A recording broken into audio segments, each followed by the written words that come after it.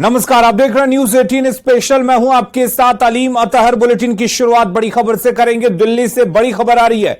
Land for job मामले से जुड़ी ये बड़ी खबर, जिसको लेकर राउज एवेन्यू में कोर्ट में सुनवाई जो थी वो टल गई है। अगली सुनवाई 16 सितंबर को होगी। सीबीआई ने कोर्ट को बताया है अलग अलग जोन में जांच जारी है, एक और चार्जशीट दाखिल की जाएगी। आपको बता दें कि पिछली सुनवाई में सीबीआई ने कोर्ट को बताया था कि मामले में एक और सप्लीमेंट्री चार्जशीट दाखिल की जाएगी। सप्लीमेंट्री चार्जशीट दाखिल करने के लिए सीबीआई ने कोर्ट से समय मांगा था। सीबीआई ने कहा था कि मामले में एक और चार्जशीट दाखिल की जाएगी जो सभी जोन की जांच से जुड़ी होगी। तो दिल्ली से बड़ी खबर आपको बता दें, इस वक्त बड़ी खबर लैंड फॉर जॉब मामले से जुड़ी हुई है, जिसको लेकर राउज एवेन्यू कोर्ट में सुनवाई होनी थी जो टल गई है। अगली सुनवाई 16 सितंबर को होगी।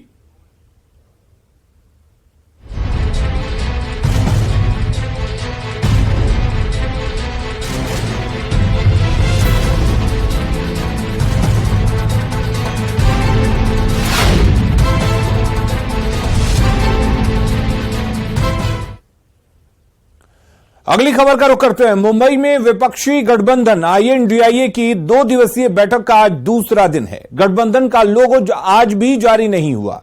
गठबंधन के संयोजक पर सस्पेंस अब भी बरकरार है। पहले दिन की बैठक में सीट शेयरिंग पर चर्चा हुई। आईएनडीआईए गठबंधन की बैठक में 28 पार्टियों के 62 नेता शामिल हुए हैं। बैठक में सोनिया गांधी, राहुल गांधी, बिहार के सीएम नीतीश कुमार, आरजेडी अध्यक्ष लालू प्रसाद और तेजस्वी यादव सहित 28 पार्टियों के 60 से ज्यादा नेता शामिल हुए हैं।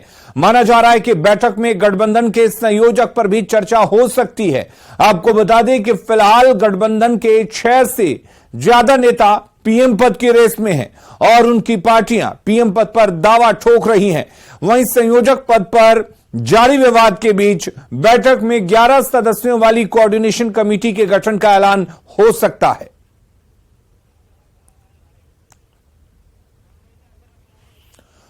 और अशरफ हमारे साथ जुड़े हुए हैं। अशरफ, बैठकों का दौर जारी है और मंथन भी किया जा रहा है, लेकिन अब तक के मंथन की बात करें तो क्या कुछ निकल कर आया? क्योंकि ठोस तौर पर देखा जाए तो कुछ भी सामने नहीं आ पा रहा है।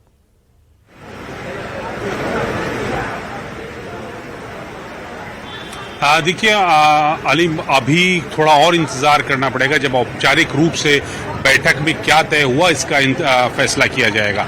दोपहर लंच तक ये बैठक चलेगी यहाँ पर और उसके बाद फिर औपचारिक रूप से गठबंधन की 2 दिन की बैठक में मंथन में क्या हुआ उसके बारे में यहाँ पत्रकार वार्ता के जरिए जानकारी दी जाएगी। लेकिन जो चीजें साफ हो रही है, जिन नेताओं से हमारी बात हो रही है, वो साफ कह रहे हैं कि कोऑर्डिनेशन कमेटी के लिए कल राष्ट्रीय स्तर पर नाम हर दल से मांगेंगे और फिर एक स्टेट के लेवल पे बनाई जाएगी।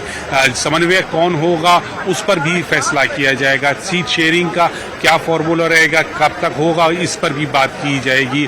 प्रवक्ताओं की नियुक्ति पर बात की जाएगी।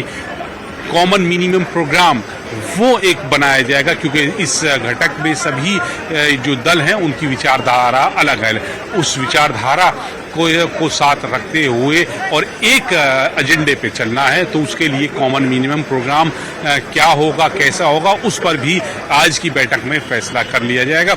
या ये कहा जाए अलीम के जितने मुद्दे हैं उन सब पर आज की बैठक में मोहर लग जाएगी और अब बस अब से कुछ ही देर बाद, ये मतलब मान के चलिए कि जब का लंच होगा उसके बाद फिर पूरी स्थिति साफ हो जाएगी कि गठबंधन का स्वरूप कैसा होगा, किसको क्या जिम्मेदारी मिलेगी। खास करके जो बिहार के मुख्यमंत्री हैं नीतीश कुमार, क्या उनके कंधों पर फिर से कन्वीनियर की जिम्मेदारी होगी या उनको कोई और अहम रोल इस गठबंधन में दिया जाएगा। ये जो सस्पेंस बना हुआ है, ये सब चीजें लंच के बाद तक सब समाप्त होने की उम्मीद है, क्योंकि उसके बाद औपचारिक रूप से 2 दिनों की बैठक में गठबंधन ने मंथन में क्या निकला वो बताया जाएगा। अली, चलिए प्रशांत भी हमारे साथ जुड़े हुए हैं।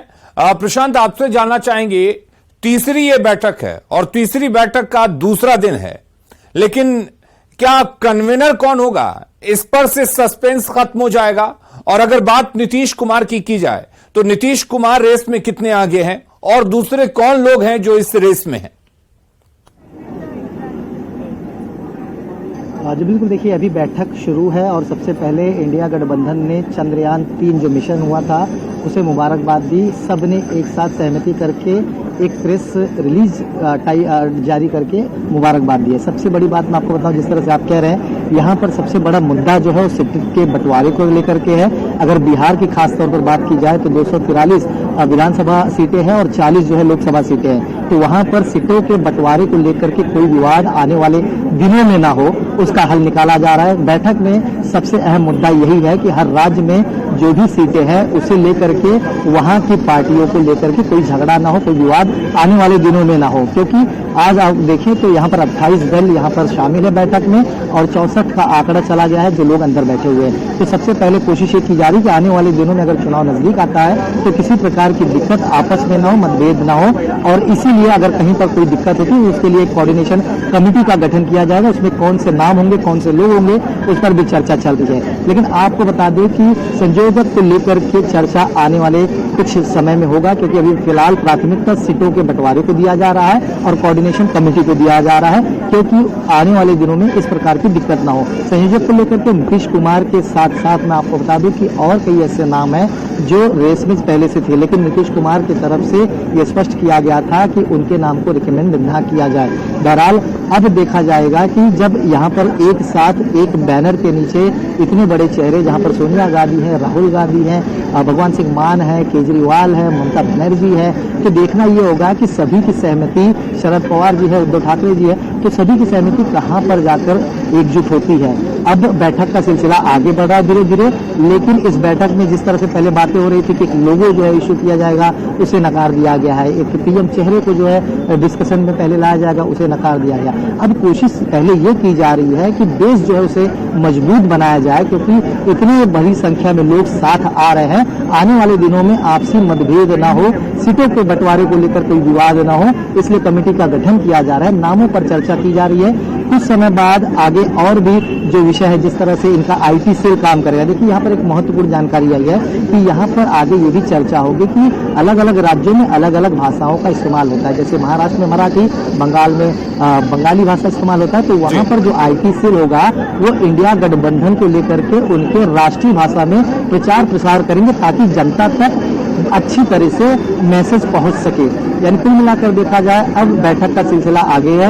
हमें इंतजार करना होगा जब एक बार बैठक खत्म हो जाएगी, 3:30 बजे जब मीडिया से मुखातिब होंगे सभी लोग, तब देखना होगा कि इस बैठक में क्या अहम फैसला लिया गया है, संयोजक के नाम पर कौन से नाम पर चर्चा हुई और किस पर मोहर लगी, कोऑर्डिनेशन कमेटी जो रहेगी उसमें कितने लोग होंगे और कौन कौन से लोग होंगे, कौन सा नाम होगा, साथ ही सीटों के बंटवारे को लेकर किस तरह से समझौता होता है। क्योंकि जब दूसरी बैठक बेंगलुरु में हुई थी तो उसके बाद से हमने देखा कि कहीं ना कहीं मनमुटाव आम आदमी पार्टी और कांग्रेस में बढ़ गए थे, ममता बनर्जी की पार्टी में और कांग्रेस में बढ़ गए थे, पंजाब में जो है चीजें बढ़ रही थी। और दूसरी तरफ मैं आपको थोड़ा सा लेकर के जाऊं तो यूपी की अगर बात की जाए तो उत्तर प्रदेश जो है 80 सीटों का लोकसभा क्षेत्र है, वहां पर ममता बनर्जी की मायावती जो है खुद से जो है चुनाव लड़ने की बात, यानी कि और यही वजह है कि ये सारी चीजें तय करने में वक्त भी लग रहा है।